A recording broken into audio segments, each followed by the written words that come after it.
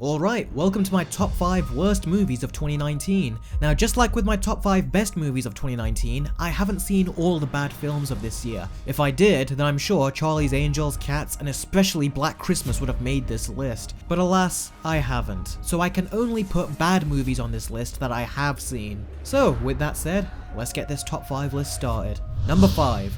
Frozen 2. I'm gonna keep this one brief as I literally just did an in-depth versus video on it recently. Frozen 2 was a complete and total cash grab, and this is blatantly obvious as it didn't even have a story worth telling.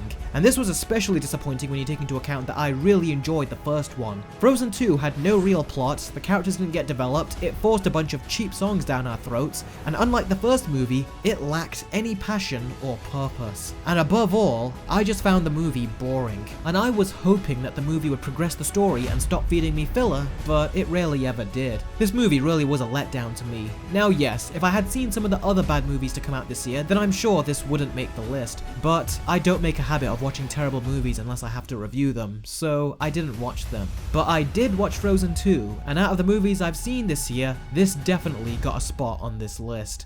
Number 4. Brightburn. I know, out of all the bad movies that came out this year, this is not one you would expect to see end up on my worst of list, and there is a reason as to why. Now, Brightburn is a horror movie that essentially has the concept of, what if Superman turned bad instead of good? Now, I really like this concept. I mean, with a concept like that, you could essentially tell an origin story with the emotional depth of Joker as we slowly see this kid turn into a monster. But we didn't get that. As a matter of fact, this movie moves so fast in turning little Brandon evil that he practically goes from a normal kid into an evil little shit so quickly that I was just constantly thinking, where the hell did that come from? Did I miss something?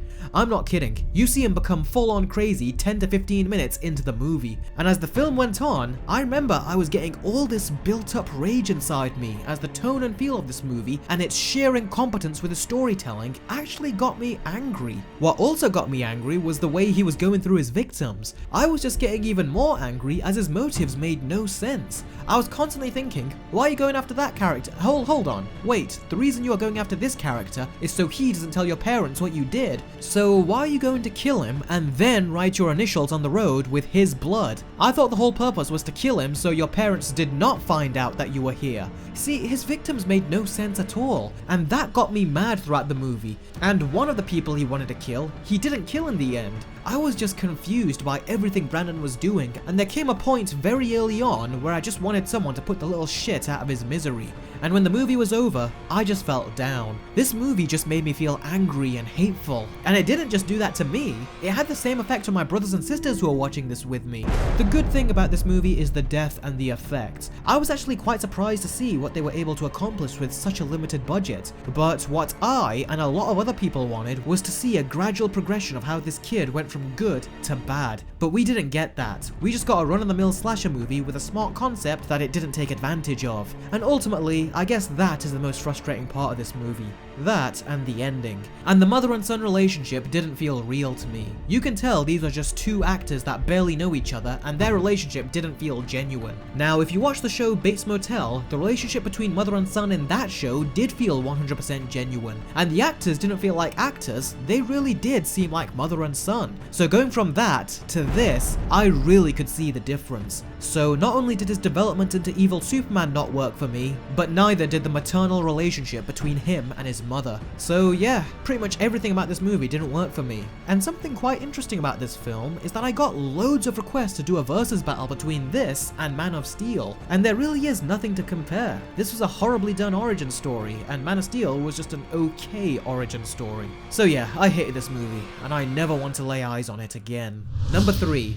Aladdin. What a piece of crap this was. You know, it's funny, as soon as me and my brother and sister got back from watching this in the cinema, we all immediately sat down and watched the original Aladdin, and we talked about how it was so much better than the live action remake. This movie was a total cringe fest to sit through. We had a new character who got on my nerves, the songs were artificial auto-tune nonsense, our female character was made so independent that she lacked personality, the visuals were good in one scene but they lacked creativity everywhere else, and the action scenes were massively scaled down compared to their animated counterpart, especially at the end. And if this was a more realistic telling of the movie, I would get that, but it isn't. And that means the only reason they did it is because they took the easy way out. And not to mention that Aladdin was turned into a secondary character in his own film. Like I said in my Versus video, this movie shouldn't have been called Aladdin, it should have been called Jasmine, and the way they take a piece of Aladdin's arc away and make her Sultan in the end, even though she doesn't know the basic workings of a marketplace, made no sense to me. This movie was just an embarrassment. I've seen it once and I hope that I don't ever have to sit through it again.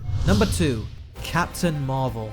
Yep, you all saw this one coming. How could this not end up on the list? Kevin Feige actually admitted that he was disappointed that they didn't make a standalone female superhero movie first and that DC beat them to it, even though they already had a female superhero that everyone wanted to see in a standalone movie, but they just didn't take advantage of it, even though they had every opportunity to. But no, their answer to the success of Wonder Woman was Captain Marvel, a stone-faced character that makes no mistakes, and the movie doesn't want to let her slip up that she's a strong female character, even to the extent that she has no vulnerabilities and she doesn't emotionally lash out, even though the movie constantly tells her to control her emotions. Everything comes easy to her, and if everything comes easy to her, then she is not a strong female character. She is a fake. Someone that is trying to get by as a strong character, when really she isn't. This is the movie that really showed the foul beginnings of things to come with Marvel. They went from giving us great female characters such as Black Widow, Scarlet Witch and Gamora, etc., characters that were already great the way they were, and they had to compromise that to make a female superhero for the feminists, rather than the longtime fans who just want a well-developed character like their previous superheroes. I don't know if Marvel were testing the waters with this, but they were better off making female superheroes the way they were, because this was just preachy bullshit. And in making her a feminist hero, her character was so boring, and she had the look of a moody teenager the whole time.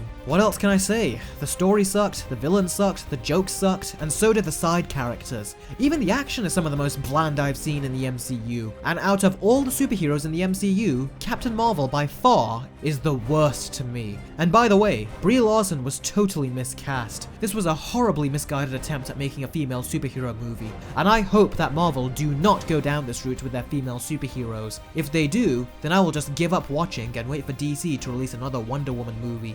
Now, out of the movies I have seen, what could have been worse than Captain Marvel? Well, you're about to find out. The absolute worst movie of 2019 is The Lion King.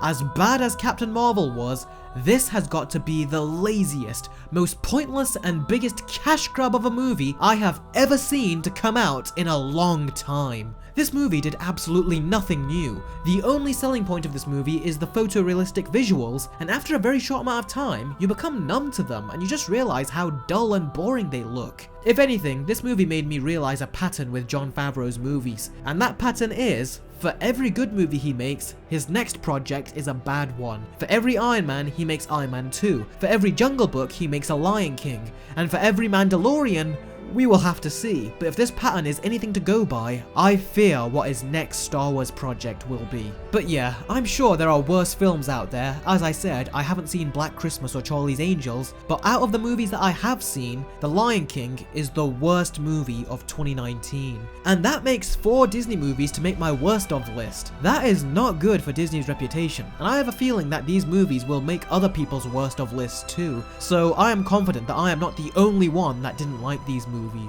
So, that's my top 5 worst movies of 2019. Comment below and let me know what you think of my list, and of course, let me know what your worst movies of 2019 are. I would really like to know. Thanks very much as always for watching, guys, and we'll be here again this time next year, counting down the best and worst movies of 2020. Thank you so much for supporting me for another year, guys. I have never stopped appreciating it, and I am so glad I've got new viewers coming in and supporting the channel this year too. I hope all of you have enjoyed my content this year, and I hope you enjoy my content the next year too. Until then, guys, I hope you all had fantastic holidays, and I will see all of you next time. Take care.